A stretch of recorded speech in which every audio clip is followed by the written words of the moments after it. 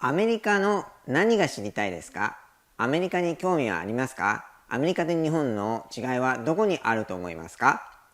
Hey, what's up? りょうたです。日本生まれ、日本育ち、アメリカ21年アラフォーのりょうたです。このチャンネルの方向性をまとめてみたいと思います。っていうのは僕は、前に決めたように毎日1本ということで、とにかく毎日1本アップすることで前進を続けています。ただしその裏には僕が本当にしたいということを、目的があります。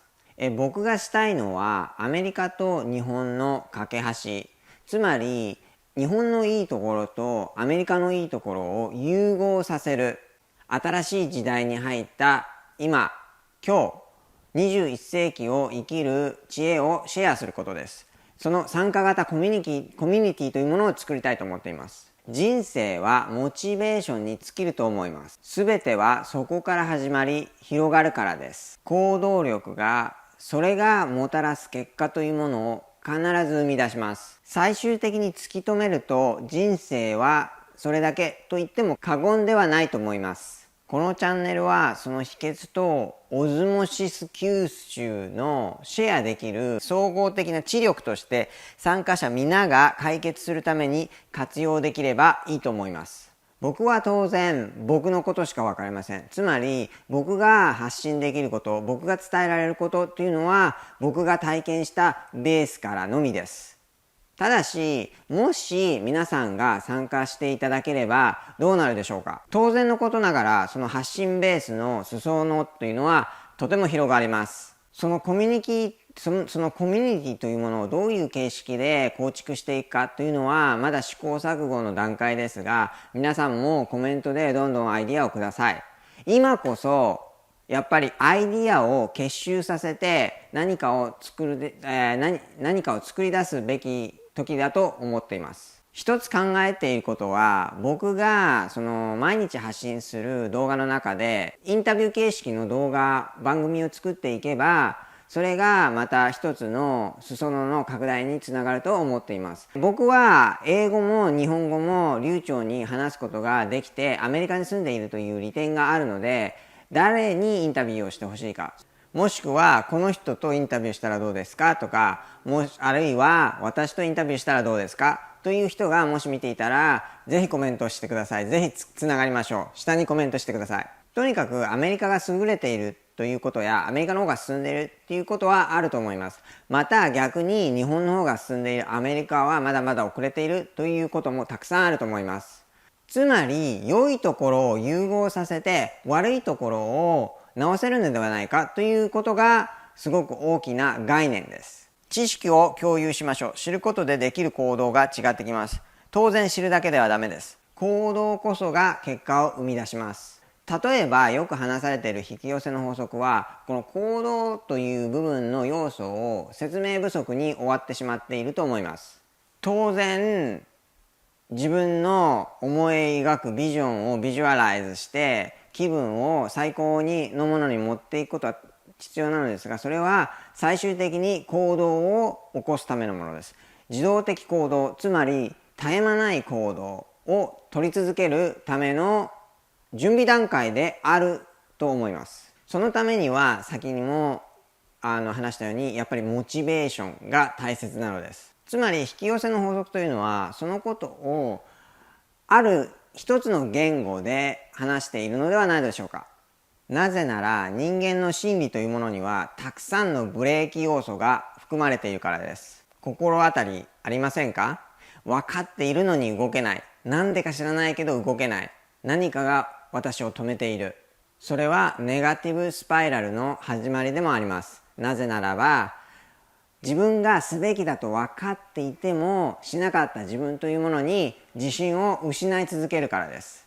自信がなくては何も行動できません。それがネガティブのスパイラルの始まりです。逆にポジティブスパイラルもあります。自信があればどんなことでも行動できるんです。しかも行動を取れば、その行動に対して良い悪いは別にして結果というものが必ずついてくるからです。その結果に対して自信が持てるんです。良い悪いは別にしてというのは、良い悪いというのは見方によっては本当に良くも見えたり悪くも見えたりしてしまうからです。だからよし悪しというそういうオピニオンは除いて、まずは結果を求めることが重要なのだと思います。そしてその結果というものが積み重ねれば、自分自身に対して自信がおのずと自然と身についてきて、行動力というものが強くなります。行動力が強くなれば、もっともっと結果がついてきます。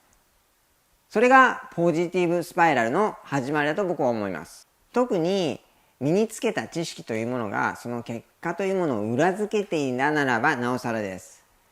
時代はものすごく速いスピードで変化をし始めています。日に日にそのスピード、加速力というのは日に日に増しているんではないでしょうか。先日僕は祖母と話す機会がありました。祖父、つまりおじいちゃんの思い出話をしてくれました。僕のおじいちゃんは本当にハイカラな人で、大正生まれの昭和を生きた人なんですけれども、特にハイカラな人で、常に時代の先を行っていたいと願っている人でもありました。それで終生というかもう最後の時はですね、やっぱり時代についていけてない自分というものにすごくイライラしていたそうです。それを先日祖母おばあちゃんが僕に話してくれて、そうだったのかと思いました。僕は10年前に他界したおじいちゃんに最後に病院に行った時に会いました。日本に一時帰国して病院でおじいちゃんに最後に会った時がありました。その時はおじいちゃんは常にもう言葉を発するという状態ではなかったので、話せるという状態ではなかったんですが、当然目を開けて僕の方を見ました。それで目が合って、それからどれだけアイコンタクトを続けたのかわからないんですが、僕は何もおじいちゃんに尋ねることはしませんでした。なぜならば何を尋ねても答えることができないのだから、そんな無駄なことは、しなかったんです。ただおじいちゃんの目が何を語ろうとしているのか、何かを言おうとしてたんです。その目がだから何を語ろうとしていたのか、それを僕は一生懸命読み取ろうとしました。それが10年ほど前だったんですが、何年か前にふとこれがおじいちゃんが言いたかったことなんだってなんとなしに分かったような気がした瞬間があったんです。でそれは言葉には表せないですけど、むしろ、感覚的直感的に、そういう感じを取ったという、ことがあります。それだけ強く僕の印象の中におじいちゃんという人の、姿と、その特に病院でのアイコンタクト、何かを物語ろうとしていたおじいちゃんの目というものを覚えているんです。で僕もしばらく本当に停滞気味でした。とにかくやっぱり時代についていけないというよりかは、時代の流れに対して一緒に行こうとしていなかった時期が多分あると思うんです。それで過去数年は本当にそれを今はですね、僕はそれを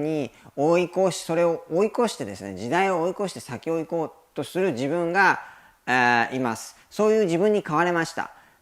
過去数年間は本当に追いつこう。やっぱり追い越すためには追いつかなければいけない。その追いつこうっていう努力をたくさんしました。で今自分がどこの位置に立っているかっていうのは結局比較論でしかないので、多分誰に聞いたとしてもおそらくはっきりとした答えは出ないでしょうけれども、要するに昔と数年前と比べると僕は本当に違った位置に立っていると思います。人生の最終目的、つまり70億人の人生が今この瞬間あるわけですよね。過去いくつあったか、未来を省いたとしても今の瞬間70億の人生があって、その70億の人生の最終目的というのはやっぱり幸せというものを得ることでしょう。でその幸せを得るというものの原点はおそらくそのモチベーション、僕たちのモチベーション、行動力をつけるモチベーション、つまりマインドセットがやっぱりその最終的な原点となると僕は思います。なぜならばやる気なしに何が成し得るでしょうか。幸せになるために何が一体成し得るでしょうか。僕の一つの目的はそういったグループ、トライブを作りたいんです。もうやる気に満ちた人たちがポジティブスパイラルをもうみんなで合わせて加速させる、そういうグループ、トライブを作りたいんです。そういうコミュニティを作りたいんです。で、僕はもともとこのチャンネルを語学学習というテーマで英語でやっていたんですが、2ヶ月前の4月8日に16年間勤め上げた会社を解雇になり、それを機にもっと日本人の方たちと日本語でコミュニケーションをとって、日本の人たち、日本にいる日本の人たち、世界中に広がっている日本の人たちともっとつながりたいと思い始めて、思い切って英語での配信から日本語での配信に切り替えました。スイッチしました。それからは、自分が決めたように毎日1本の配信を続けています。一つのプレイリストを右の上につけておきますので、クリックしてチェックしてみてください。それからアメリカについて知りたいこととか何かあったら何でもいいので下にコメントしてください。それをアメリカにいる僕なりの視点でお答えしたいと思います。それではまた明日。See you later. Hasta luego.